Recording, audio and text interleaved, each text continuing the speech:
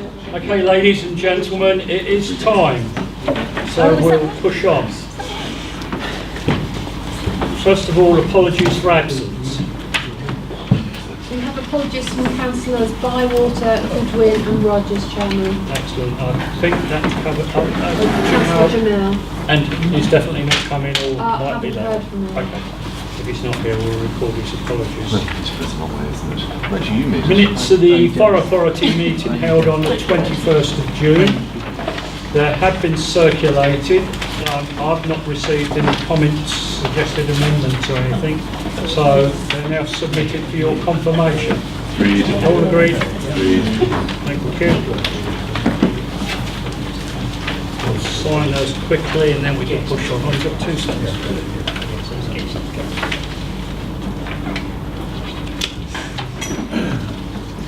Next item is the Chairman's announcements. First and foremost, can I welcome Councillor Linda Hartley. Nice to see you here, Linda. I'm sure you enjoy your time on the Fire Authority.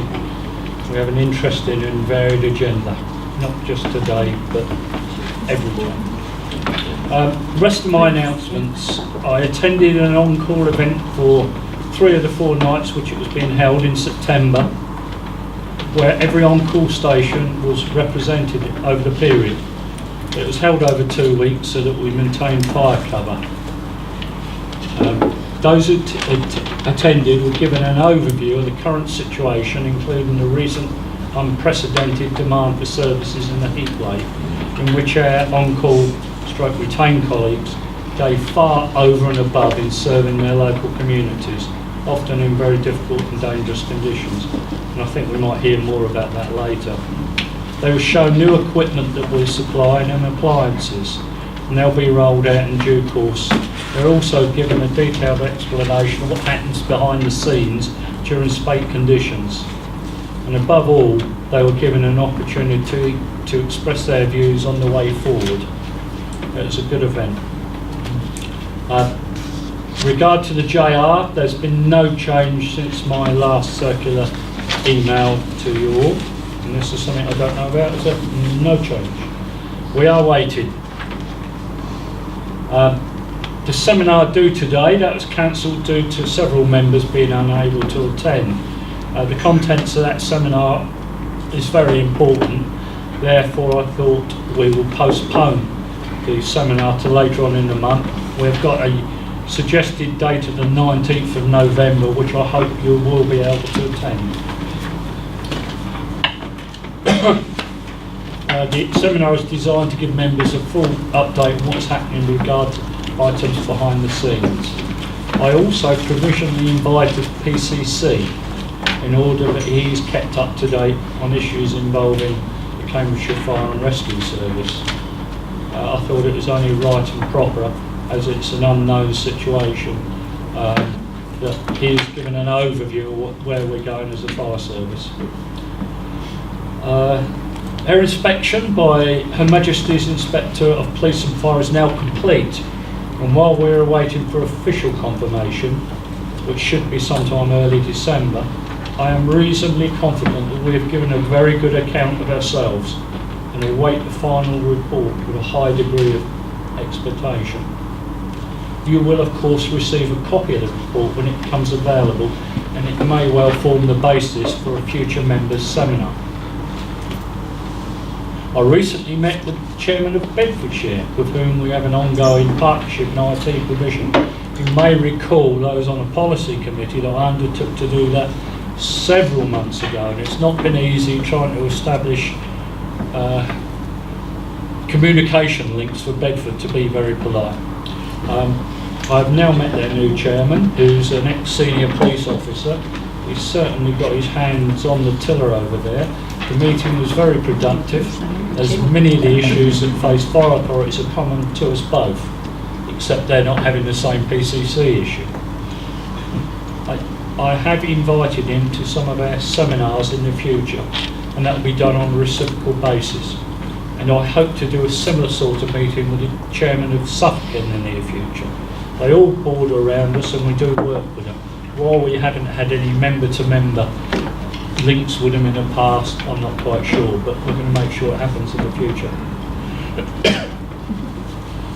The subcommittee looking at governance review has not been in a position to submit a completed paper to the Fire Authority yet. While we were aiming for today's meeting, several points of detail which may impact on our JR submission need further examination. We'll of course keep you informed on that. It's still work in progress. In the Cambridgeshire County Council initiative launched earlier in the month by Councillor Bywater, Cambridgeshire Fire and Rescue Service were pleased to take part in the public awareness campaign for fostering. The crews at Huntingdon, along with the Assistant Chief Officer and myself, took part in the promotional video for the launch and ongoing publicity. At the moment, we've had 2 positive responses for the LGA Quality Inclusion Training Day seminar from members. If you are able to go, then please put your name down as soon as possible. Please let Deb Thompson know.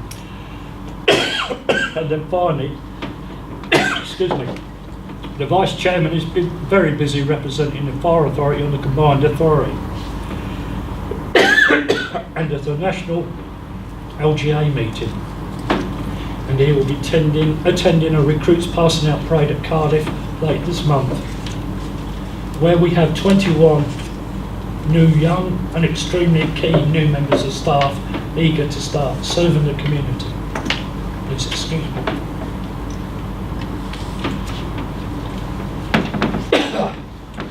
Oh yeah. Right, that's the Chairman's announcements. Declaration of interest. Any members with declaration of interest? Not. Fire Brigade's Union Black and Ethnic Minority Officer, item 5. Rick, please.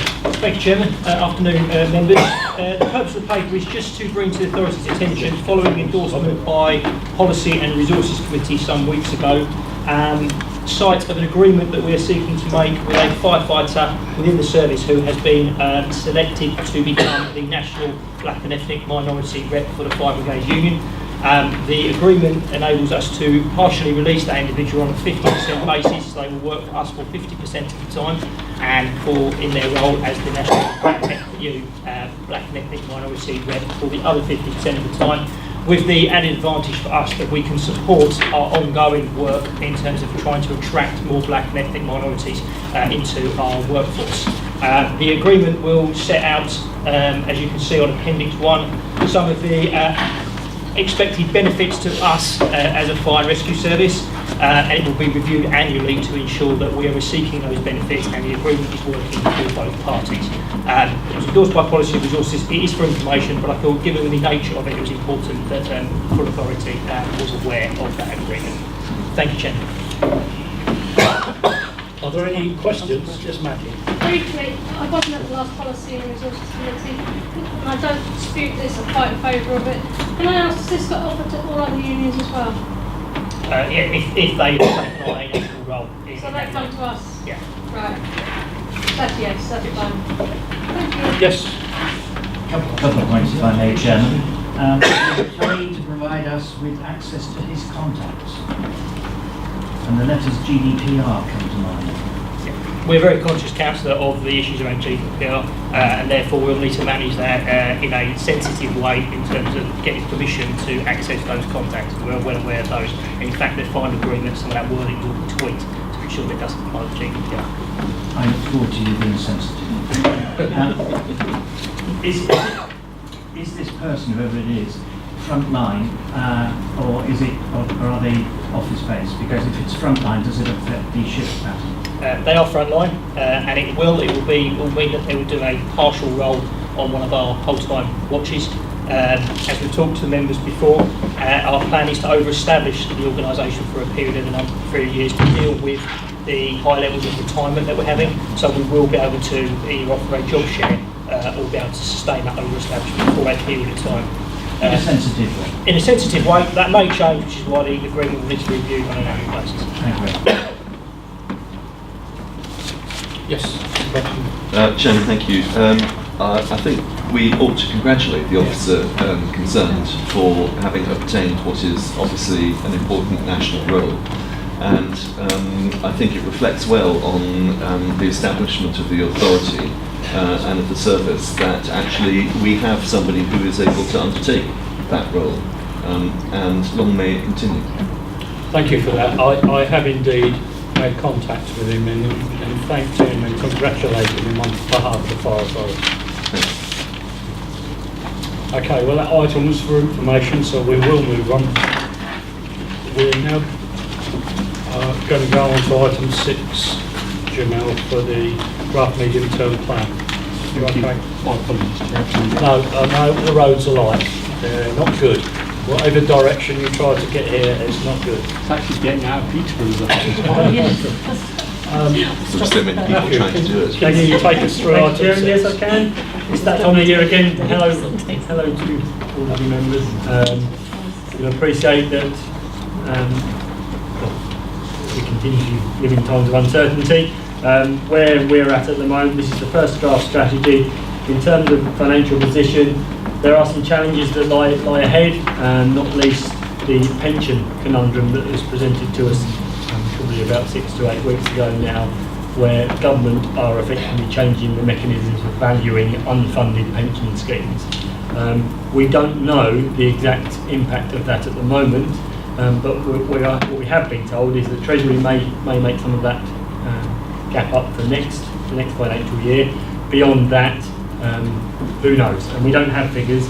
I predicted it to be around the £300,000 a year mark, but it could be more, it could be less, and it could be phased in. So I'm a little uncertain at the moment, but as I get more information, and I hope that information will follow in December once we get details of the financial settlement, or confirmation of the financial settlement for next year. We're expecting that settlement announcement now on the 6th of December. So again, hopefully before Christmas we'll take away some of the uncertainty.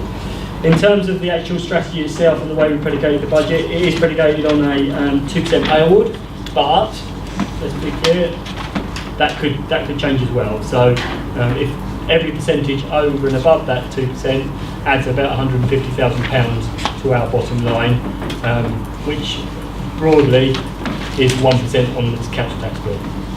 So 2% is predicated here. I'm also assuming we go to the cap on council tax for this strategy. So that's a 3% increase as it was last year, next year in council tax. That will provide us with pretty much a balanced budget for the next financial year. But there isn't a lot of room to manoeuvre in that, given the pay awards and other things. So, you know, we're certainly not out of the woods. We do have healthy reserve balances. You know, make no bones of that. However, there is a plan to draw those down, and particularly if Monkswood does get the go-ahead, and it probably planning won't come through until the new year now. That will certainly start to eat away at those reserve balances, which is what we want. That's what we planned for. So that's really the overview. That's where we're at the moment. But please, any questions? The next big thing we've got facing us, I guess, is the spending review next year. Would it be? Yeah. So hopefully in December they'll confirm 1920, what we already know effectively, Chairman. So they'll confirm what that figure is, which is in line with what's in this pack. Obviously there'll be some refinement as we go through the detailed build-up of the budget now over the coming weeks that I present to you in December. And then yes, you're right, then the actual outcomes of what that spending review brings. There is going to be protection for other services, I would suggest, in terms of the chance that the Prime Minister saying austerity is over. I personally am not sure that will translate through to fire and rescue services and other perhaps services that are under significant pressure. So, but time will tell. Yes, Councillor Giles. We will not get into a political debate over austerity at this stage. I'm sure there's plenty of time in the future for that. I respectfully remind the Chairman that I'm an independent. I leave it to my colleagues to do that. I know you well. What would you like to say, Councillor Giles? No, That's politically inacceptable. Yeah, exactly. no, I was just wondering, with the business rates, being all the same for the next 4 years, and the announcement that rates and such like in high streets are going to be reduced, hopefully. We've heard that one before, I suppose. How are you going to jiggle that in to the equation? So in terms of the business rate that was announced through the most recent budget, we anticipate there'll be an offset grant that will go to districts, so it won't directly impact on us, both in what we pay and what we receive. There should be some yes, so a safety net for districts, so they don't actually lose out. Or a normal week. Thank you, Chairman. I had a couple of questions. The first was in relation, in fact, to police authorities, because there's been quite a lot of, or police forces rather, there's been quite a lot of discussion about this pension deficit. And a number of forces are looking potentially at bankruptcy, sooner rather than later if it goes forward. I just wondered if Cambridgeshire was one of them. No, not at this stage, no. They are not one of them. So my second point is you've predicted housing growth at 1%. Do you think that's rather conservative, or do you think that it's a sensible approach? It's prudent. Last year it actually exceeded it slightly. Yeah. Not vastly, but what I think it was like 1.3% last year. Yeah. So I would suggest that we're on the prudent side at this stage. Okay. So it should, if anything, there's some room for manoeuvre there, but we'll wait until I get my district colleagues provide us with the figures at the end of the year. Yes. And lastly, the Appendix 1, where you talk about the remaining cut to be found. Yes. Can you just expand on that perhaps a bit? Yeah, so effectively what this is a summary paper. So the minus, where it says minus 28,000, effectively that's a gap still that we have at the moment. I would anticipate that £28,000 we'll be able to I know we'll be able to find that through our process. And the reason why I know is because yesterday we've had our insurance renewals come in, and actually I know that £30,000 less than last year. So by default, just by luck, you're ahead. yeah, we're ahead, which is great. So yeah, our motor renewals have gone down by £30,000. So that one, but then when you go through, so the 94, I don't have a solution for that right now. No. Perhaps more houses. That could well solve it. And actually, as you go further out, a lot of it will, Councillor, will depend on my projections at the top. So where I've got RSG being reduced, and I expect that to continue reduced. If it's more severe than I've reduced, then your minuses continue. Yeah. So, lovely, thank you. And just so we're all completely aware, austerity is nowhere near over. I couldn't possibly comment on that one way or another. Above my pay grade. Regarding the motor insurance, I assume that is the benefits is because we're part of that consortium. Absolutely, 100%. And the reason we've taken such advantage over it this year is that we've put CCTV on all of our red fleet, and there's a certain amount of CCTV we've committed to in our silver fleet. So you have forward-facing cameras, and as a result, we've got a rebate on that. And our claims history is lower than other members in the group. So Great. we've got double benefit. Well, And what I will do, I've asked to bring a paper specifically on that through to Forest Authority probably in February to give you an update of the benefits we are deriving from that mutual company. brilliant. Well done. Just for the benefit of Linda until she gets in the swing of it, the red fleet is the emergency appliances, I know, and silver fleet is the auxiliary cars and officers' cars we use. We've got a fleet hire contract with Volkswagen. Sometimes we do drift into acronyms and all sorts of things. So if any time anything said, so I don't quite get it, just ask. Right. Any more questions? Oh, sorry, I beg your pardon. Carry on. I'm cunningly located outside your eye line. You are, Andrew. You are. A couple of things. As I estimated, 3% is 4 a week. Yeah. Picking up Councillor Giles's point, it seems to me that the government has now started giving away business rates because they've handed over the income to local authorities. Therefore, I would strongly suspect that it will be raided in future as well. the government, 1.123 rather, government offered authorities a 4-year minimum finite share efficiency plans. Did we fulfil our We efficiency? did fulfil that out, yes, absolutely. Next, and the 1920 is the final year of that efficiency programme. So I can only speculate what will come with the next review period. And my final point, Chairman, is that I note on 127 that the authority holds reserves that are and so on. And these are possibly better, we have possibly got more money than another public service that has eyes on us, and if we reduce our reserves, it might make us less attractive. They are LGD. Possibly. Well, there's the LGD, isn't it? But Yeah, earmarked. Yeah. we'll be two separate and distinct organisations. We will continue to be just, yeah, absolutely. That's what we're told. Yeah, absolutely, and certainly it's enshrined within legislation that they would remain two separate organisations from a financial perspective. I believe that, don't you? And there will be no cherry picking or whatever terminology you care to use. Hence the road we've gone down to defend their positions. Anyway, that's a subject for another day.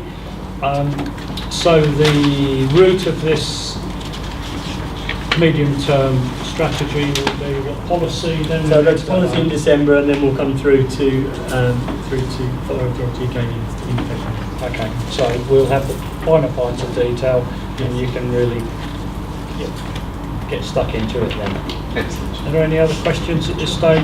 Oh, sorry, Linda, please do. Thank you very much. I just wanted to ask if the detail of the efficiency plan is available for us to look at, because when I hear efficiency, it's spelled C-U-T-S. So I would like to see what the authority is willing to propose. I can send that through. It's on the website, so I can send you a link. Oh, I can And look you? for it there. Yeah, it's on the website. I've got an incredibly brief thing that I want to say, which is what a pleasure it is to come and read the Fire Authority financial plans. I've spent the rest of this week trying to deal with the county ones and the particularly combined authority ones, which I've just, anyway, I just wanted to say thank you. Keep it simple. Historically and ongoing, we are very good at financial management. Blow a trumpet, why not? Anybody else want a copy? Just Councillor Hartford. We'll get in touch with Matthew if anybody else wants one. Any questions? Okay, resourcing for spate conditions. That's with you, Rick. Thank you, Chairman. Bad at financial plan. We're not bad at responding to Operation Instance either, to be fair.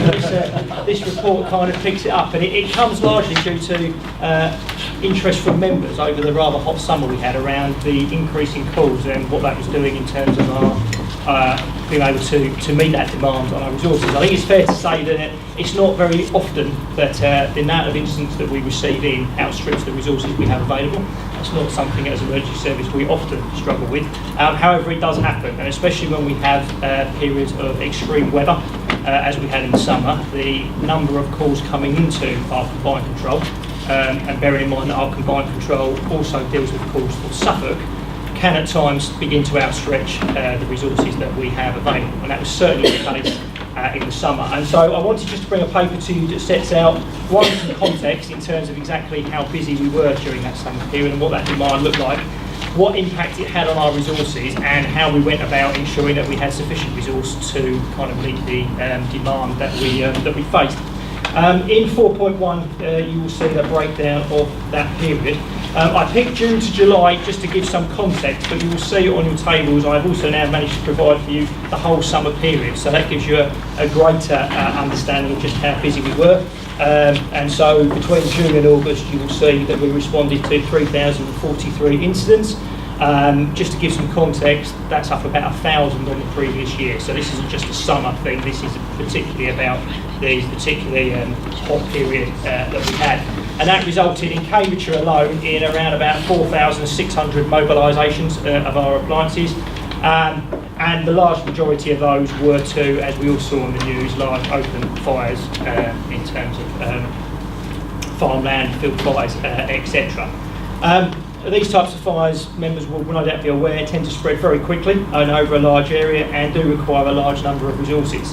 As a result of that, you will see that the service mobilised 4+ fire engines between June and July 41 times, but over the whole summer period 123 times. And we average normally around about 1 or 2 every month. So you can see the large number of resources that we needed to do, and that had the danger of outstripping the resources that we had available. We call that spate conditions, and we have a protocol that we put in place as a result of receiving those spate conditions. If you move into section 5, you will see some of the actions that we took to manage that. One of the key areas was the standing up of our major incident command area here at headquarters and fully resourcing that. That involved officers and staff going into that area, both operational and support staff, to support our fire control and to fundamentally increase the available resources that we had.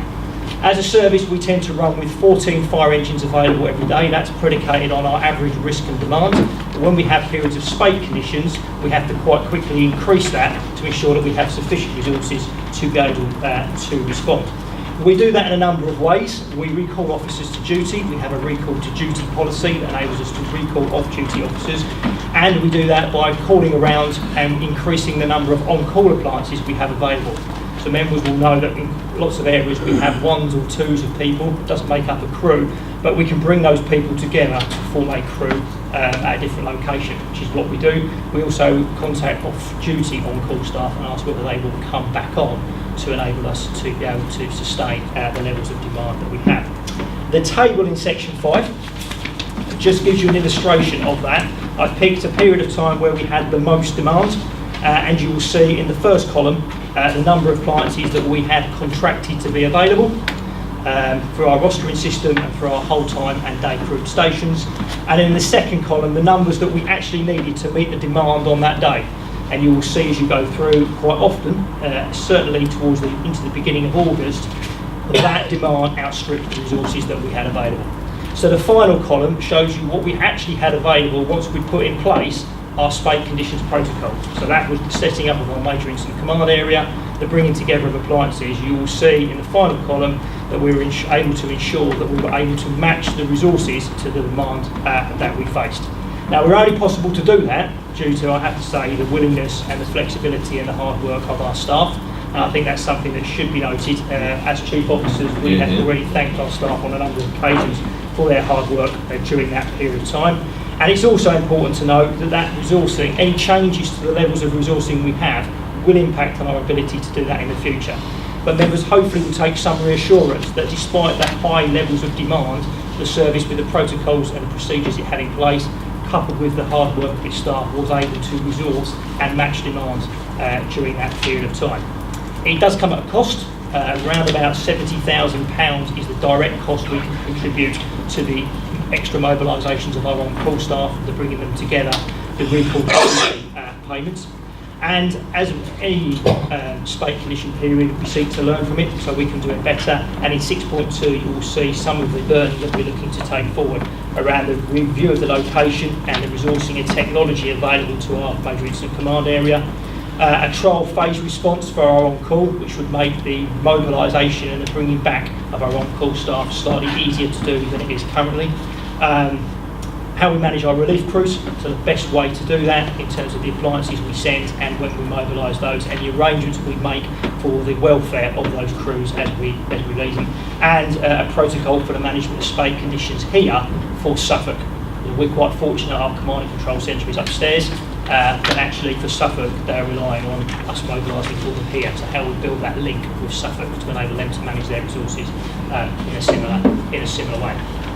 I hope the paper's of use in terms of just giving you an oversight of that period and how we go about managing those difficult periods that we have, and I'm happy to take any questions, Chairman.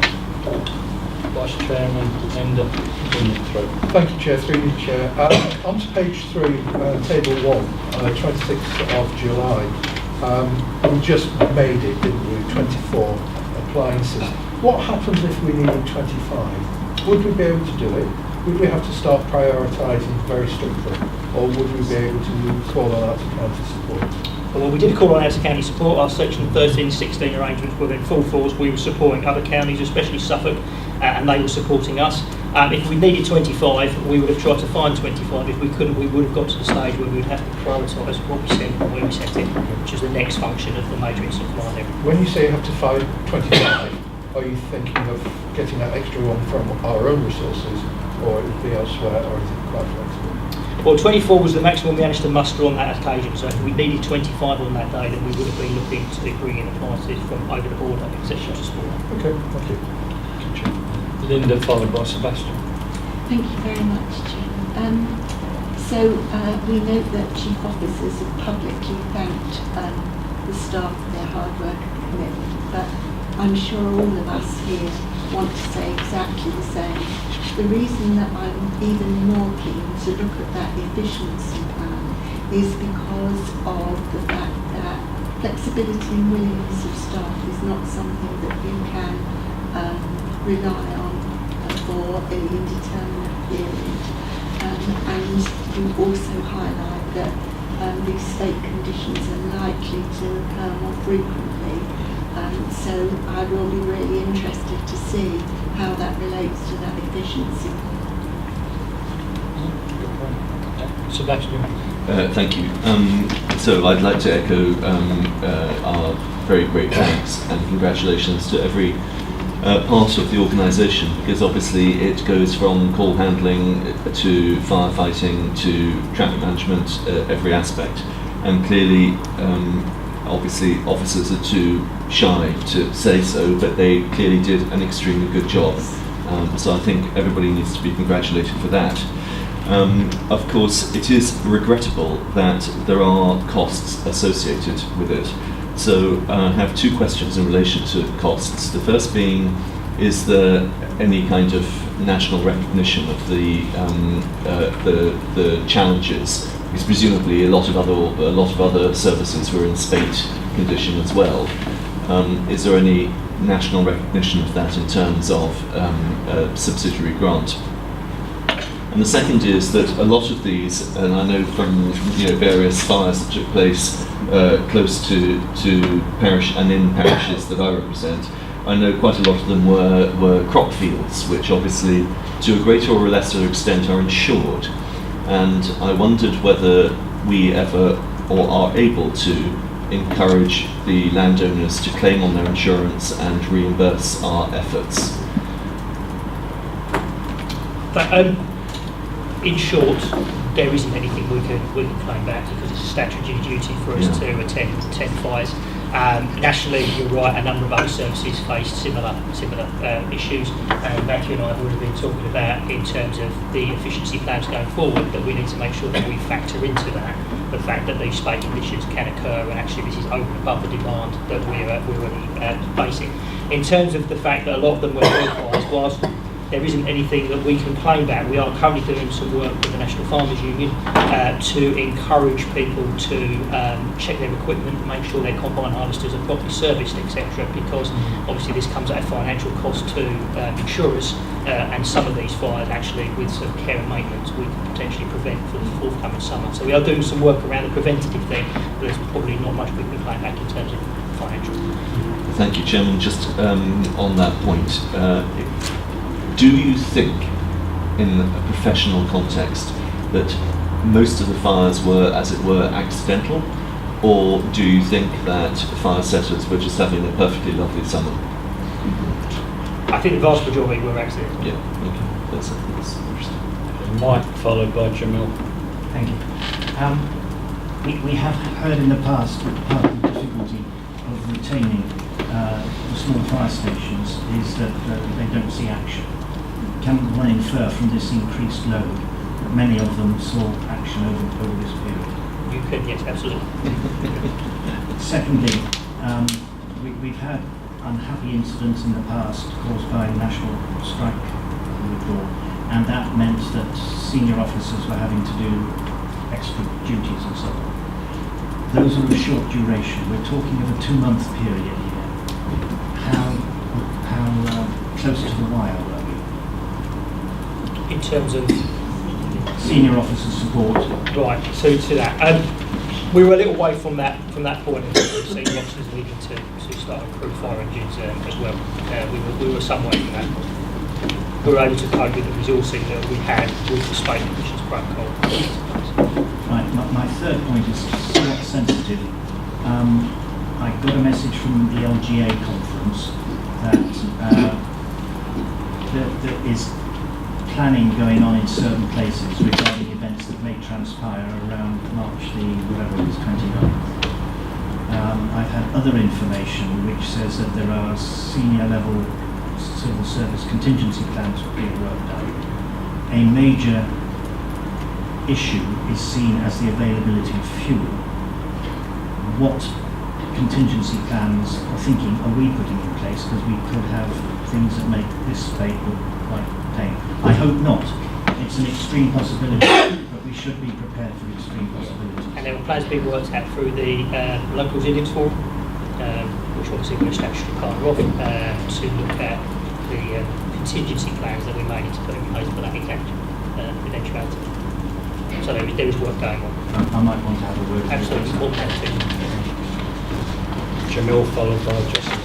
You know, the table on page 3, is there a difference between urban and rural in terms of the responses that you have to make? In terms of where the cover was worse, clearly obviously the cover was worse in our rural areas because that's where we struggle with availability. A lot of the fires that we did attend were areas, but our urban areas were being dragged into those areas to support what we needed to do. So it very much was a service response. In fact, it was a regional response. As I say, at the time we were supporting Suffolk was supporting us, which is normal. That's part of the arrangements we have for mutual aid, etc. So yeah, it was fairly, in terms of the impact, it was very much service-wide. Jocelyn and Lucy. I'm just looking at paragraph 6.1 on page 33, where it said that these conditions are becoming more common. And am I wrong in assuming that's because the fire authority accepts and the weather conditions indicate that climate change is actually real as a consequence of that? So if that's so, what I'm wondering is what, if any, plans have we in place to actually address that issue? Because we would want, wouldn't we, to be realising that there may be a need for increases in equipment to deal with this if it's an ongoing issue. And back to the question that was raised as to the 24 appliances being available, it may well be that in the future we need more. So that's number one. But number two, what measures could we take as a fire authority that would lessen the risk of climate change in terms of potential fire and issues that we have to deal with? Has attention been given to that?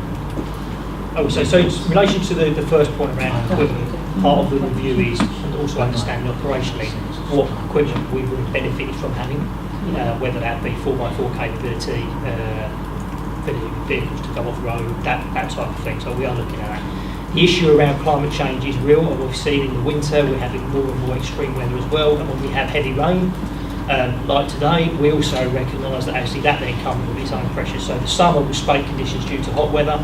In the winter, when we have heavy rain or the snow like we had last year, again, that comes with its own pressure. So the climate is changing, and that is having an impact on the way that we deliver our service.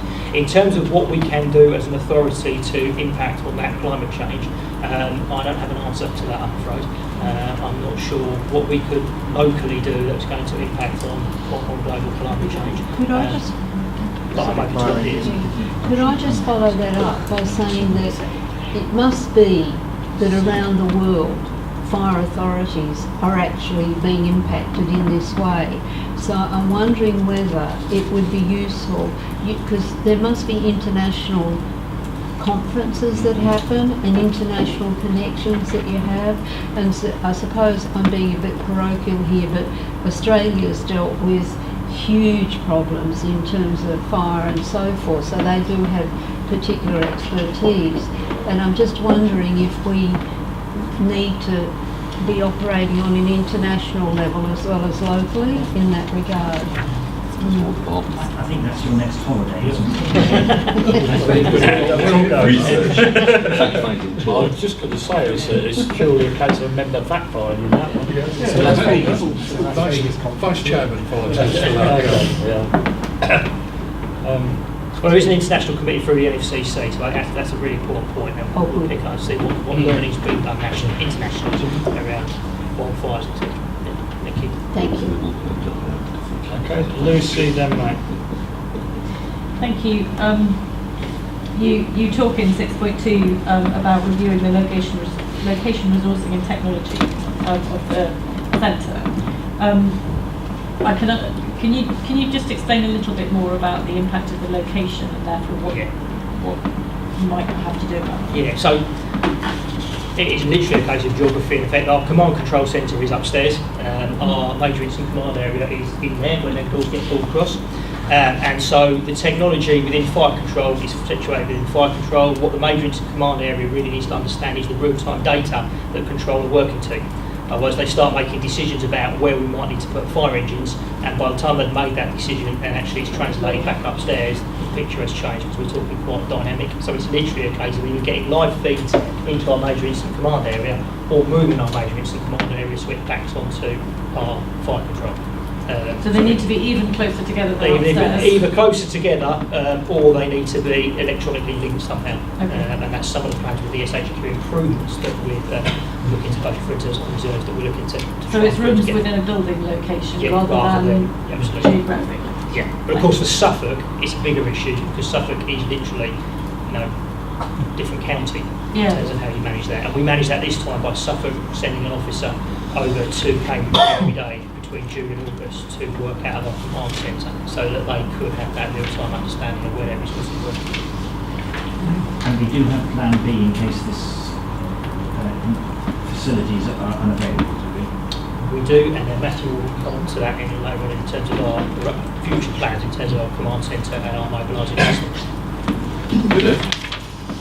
You'll generally find with the fire service, it's not just belt and braces, it's belt braces and a bit of string as well. There is always... I knew that, Chairman. I just wanted to give them an opportunity to say. Okay, we've got Mac, then Derek. Yeah, well, question's been done on. I'm going back to something that was said earlier on about under these sort of state conditions, the problems of, is there any sort of financial help from government? I'm trying to think, is it the Bell? Yeah. At what point does that kick in? Do we know that? And does that get reviewed? Who reviews the kicking level? But that point, I think East Sussex, for instance, is one of those during the flood. We're very fortunate generally, East It's a single event generally. So the likes of Manchester that had the heath fires on the moors, the moor fires. My understanding is that was getting towards, because it was one event from start to finish, and it wasn't not a single event. That was getting near to triggering Belgium, but it has to be it's like 0.5% of your entire budget. So for us, we're talking, £150,000, but actually, we're not going to, for one single event, we're not going to get anywhere near that generally. I can just go back there. I just work in who reviews, and when do we ever see reviews of that? I mean, it's a government-led policy, but I've not seen a review since I've been in post. Yeah, I'm not aware of it being challenged in any way. Chairman, it just occurs to me that climate change, everything being what it is, was there any occasions in the last summer that we had water shortages, or were you struggling to fill out tenders, etc.? No, we had no problems with Sorry, we didn't hear that. Rivers and stuff. We had no problems with being able to secure water. We do take priority over the public as well for such events, and there's a statutory obligations to do so, and the Fire Rescue Services Act, and we've had no problems securing water. And rest assured, if we do encounter any problems, whether it's water shortages or something that doesn't quite go right on any incidents, you'll be made aware almost immediately. They'll be an all-member of the hire. want to keep them fully informed as possible. That's happened for a while now, so the system works. Well, that was interesting. Any other comments before we move on? No? Okay, we will now move on then. The next one is proposed dates of fire authority meetings. These are suggested dates for your diary. The ones that do tend to move are really for seminars. We've got one coming on the 27th that's not down here. And this next one after that is the 2nd of February. May well be that we'll pull that one forward if we know what's happening with our inspection report by then. But we'll see. They're fairly flexible, though, seminar dates. Are you reasonably content with those? Yeah. Thank you. Okay, then we then go on to appointments to outside bodies and organisations. We've more or less done a swap over between Councillor Harford and Councillor Rayner to keep things nice and simple. So there shouldn't be any surprises on there. Does anybody think they're on the wrong committees? I am looking forward, Chairman, to my first meeting of the Fire Authority Discipline Committee. As I'm sure as Councillor Harford. I've never met it all. I don't even know what it does. We may have a long wait for us, that's all right to say. Only to me, never. No, I'm really looking forward to Imagine what it feels like to be a substitute. Almost tempted to say our staff are impeccable in their behaviour. That's tempting fate, but there's been no need to call that committee for a long, long while. Okay, we'll now move on to number 10, which is an important item, replacement mobilising system update. And Matthew. Thank you again, Chairman. Just to update on this, we were sat here this time last year actually, and I obviously presented to you in a position with regard to our current mobilising system. Members approved the decision to look to move away from that system into a new system. We've been working hard in the background over the last 12 months to actually draw up a proper specification as to what that new system will look like and what it will deliver. We're now coming to the point where that specification is pretty much concluded. But one important point that's materialised since we took that decision was that Bedfordshire made an approach to us earlier this year with a view for joining that procurement process. And in joining that procurement process, what we're looking at is, going back to Councillor Shellen's point around resilience, is to actually have mutual resilience between the two organisations. So actually we're looking at that Bedfordshire will provide a secondary control facility via their, if you like, their primary control, and vice versa for us for them, in any solution as we move forward. So it actually becomes more resilient than we have currently. So that's the change. We are doing it together. We are looking to procure together, although we will have separate contracts with any provider, one for Cambridgeshire, one for Bedfordshire. But hopefully the system will be the same, and it will talk to one another nicely to provide that resilience and reassurance that we're all seeking. So that really is the update. And as we go out through the process, I'll keep members informed. Hopefully, fingers crossed, we'll get lots of interest, and we'll end up with a nice state-of-the-art compliant mobile system. Good. We haven't got an issue with the government changing their spec on it, have we? No, because the way effectively we'll write it as an output spec, Chairman, saying actually you must deliver whatever the government end up deciding. Does it require a large regional control centre? You know where there might be one. That's another story.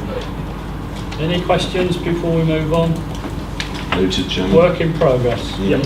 Minutes of the Policy and Resources Committee. They're there for information, but feel free to ask questions if you would like. Noted, Chairman. Everybody out? Okay? No questions? Move on to minutes of the Overview and Scrutiny Committee held on the 24th of July. Again, for information, but if there are questions, no? Noted. Noted. Okay, there being no further business, we can call this meeting to a close.